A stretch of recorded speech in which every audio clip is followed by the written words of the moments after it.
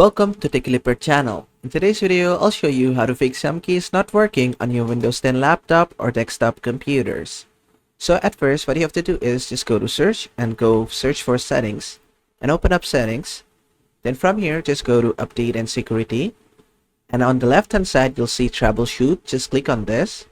Then from here, click on view additional troubleshooters and scroll down a bit and you'll see keyboard. Just click on keyboard. Then just click on run the troubleshooter. Then just wait, it's gonna run the troubleshooter, and in most cases it's gonna fix your issue. And if it doesn't, just click on close the troubleshooter, then just close this as well. Then just go to the bottom left and right click on start and go to device manager. You can expand this if you want. From here you can just expand your keyboard and just right click on it and click on update driver. Click on search automatically for drivers. Just update all of your keyboard drivers one by one.